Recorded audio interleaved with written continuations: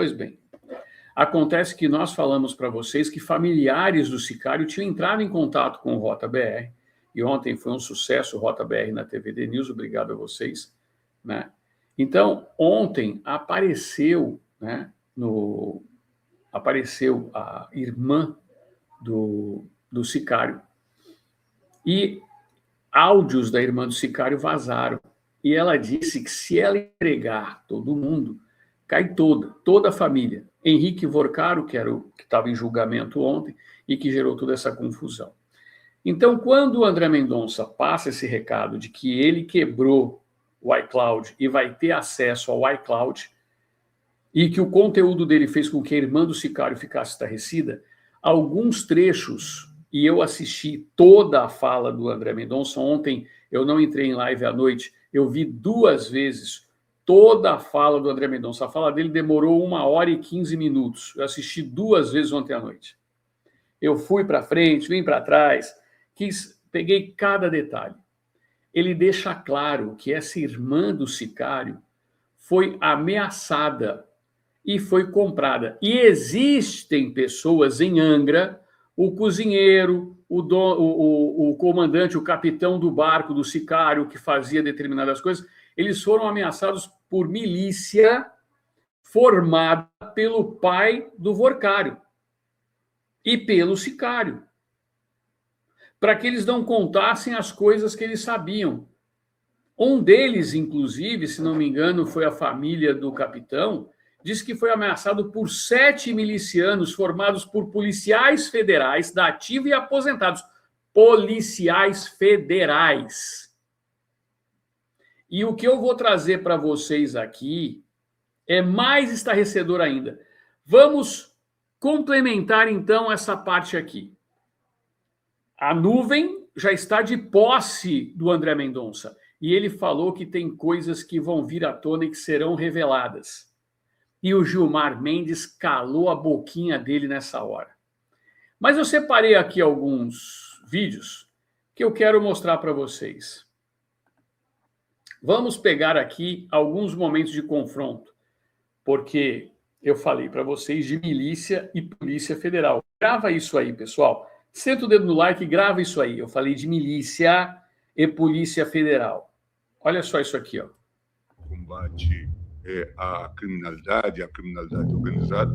Agora é preciso que haja métodos constitucionais de se fazer isso. Estão havendo, ministro Gilmar, pode ter certeza. É fundamental que haja.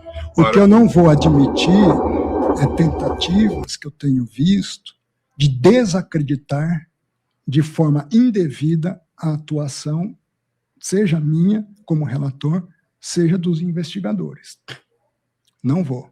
Eu não vou transformar o certo em errado e nem vou admitir que isso seja feito. Então, a investigação, no que depender de mim como relator, seguirá seu curso.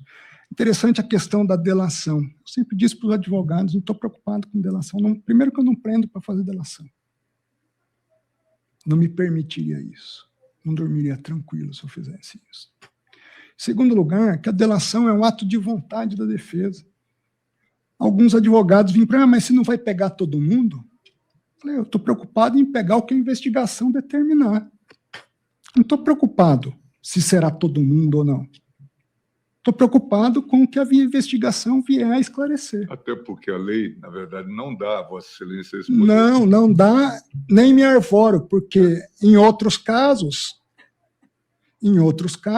nós temos visto atuações dessa JAES. Não na minha relatoria. Não na minha relatoria. Eu não... Ao combate à criminalidade, Caramba, ele jogou na cara do Gilmar Mendes. Não na minha relatoria. Mas em outros casos nós estamos vendo isso acontecer sim. Ou seja, ele deu mais uma vez uma porrada no Gilmar Mendes e no Alexandre de Moraes, que naquele mesmo momento estava na primeira turma tramando contra Eduardo Bolsonaro, conspirando contra Eduardo Bolsonaro para torná-lo inelegível, porque eles têm medo da família Bolsonaro. Só que na sequência dessa fala, ele diz algo que a imprensa não divulgou e que eu julgo de mais importante na fala do André Mendonça. Eu vou tentar separar esse corte, eu não tive tempo hábil ainda para fazer isso. E as pessoas se preocuparam tanto com o embate e não se preocuparam com algo terrível que ele citou. O André Mendonça disse que a parte mais frágil desse processo é o relator, é ele. E ele sabe que ele está correndo risco. O André Mendonça sabe aonde ele está tocando e sabe que ele está numa missão e que a própria vida dele está correndo risco. Ele falou isso na cara do Gilmar Mendes e vocês não viram isso na imprensa. Eu quero perguntar para vocês, vocês viram a Globo, a CNN, alguém separando esse trecho? Porque eu vou separar esse trecho. Eu vou fazer questão de separar esse trecho. Eu quero saber se vocês viram eles mostrando para vocês isso. André Mendonça, ontem, na sua fala, disse que a parte mais vulnerável desse processo é o relator, e o relator é ele. E ele deixou claro que ele está correndo risco, sim. Ele está correndo o risco de perder a sua própria vida. E ele disse, existe uma forma fácil de acabar com isso tudo. É acabando com o relator. Então, aqui, ó, quem viu, ó, eu vi, Kleber. Obrigado. Se alguém mais viu, ó, Kleber, eu vi essa fala dele. E a imprensa não está divulgando essa fala porque a imprensa é conivente. Se acontecer alguma coisa com o ministro André Mendonça, a imprensa toda do Brasil é conivente, porque eles deveriam ter pego essa fala até mesmo como forma de proteção ao André Mendonça e ter divulgado para todo mundo. Porque poucas pessoas tiveram acesso a isso. E isso tinha que estar estampado hoje. É o ministro do Supremo Tribunal Federal, ele falou assim, quando Vossa Excelência, ele se referindo ao Gilmar Mendes, me questionou quando eu ainda não era ministro se eu teria coragem para tomar as decisões.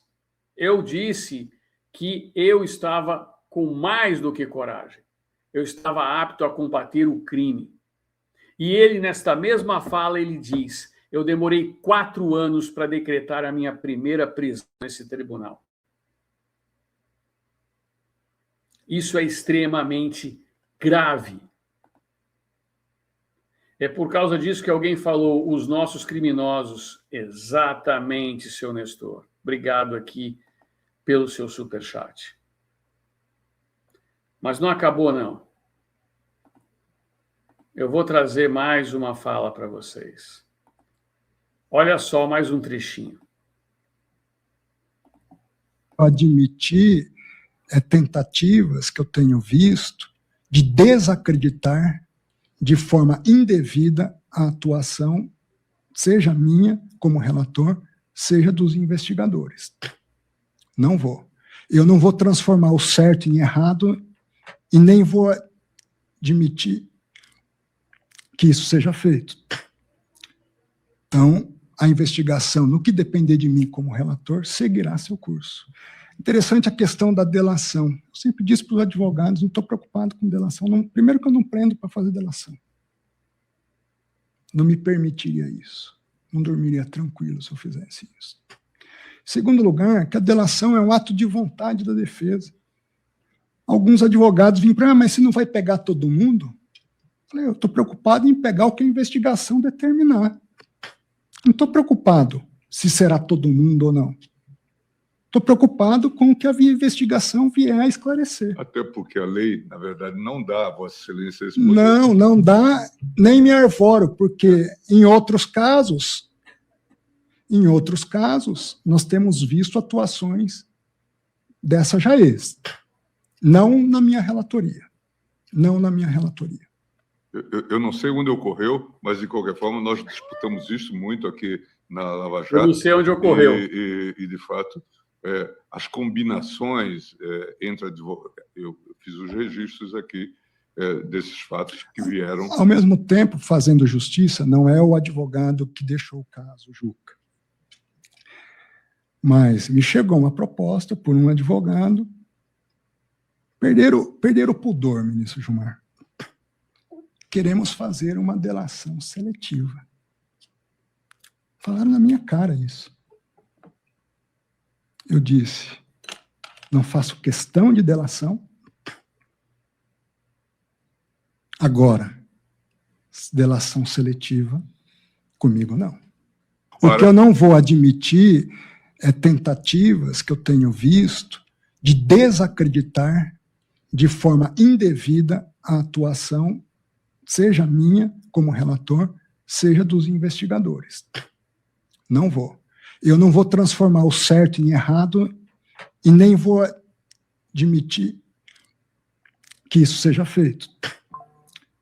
Então, a investigação, no que depender de mim como relator, seguirá seu curso. Interessante a questão da delação. Eu sempre disse para os advogados, não estou preocupado com delação. Não, primeiro que eu não prendo para fazer delação. Eu fiz questão de repetir para vocês verem. O que ele disse que um advogado que não foi o Juca, que foi o primeiro advogado e que se negou a fazer a delação, né? Ele falou assim, não, a justiça já feita, não foi ele. Tentaram comprar o André Mendonça como compraram outros. Eu não sei se a esposa do André Mendonça é advogada, quem sabe ofereceram um contrato de 129 milhões para a esposa dele, não sei. Mas o André Mendonça não se curvou ao sistema e ele está correndo sérios riscos, mas seríssimos riscos. Antes de mostrar para vocês o que é mais estarrecedor, eu quero lembrar que o André Mendonça, você que chegou agora aqui, o André Mendonça disse que quebrou o sigilo, né, quebrou o acesso ao iCloud, ou seja, a nuvem, tudo aquilo que existia dentro dos celulares do Vorcaro, o André Mendonça agora tem acesso. Ele conseguiu isso junto à Apple. Então, ele disse que tem muita coisa para surgir e muita coisa por vir. E o Gilmar Mendes abaixou a cabeça. Só que ele fala que tentaram desacreditar os investigadores. E num trecho da conversa da irmã do sicário, ela disse que passou mal ao ver. E o André Mendonça trouxe trechos da conversa do sicário. Do sicário não, do Vorcaro. Mostrando que foram enviados milicianos através do próprio sicário para calar pessoas. Milicianos da própria Polícia Federal. Policiais federais aposentados e da ativa.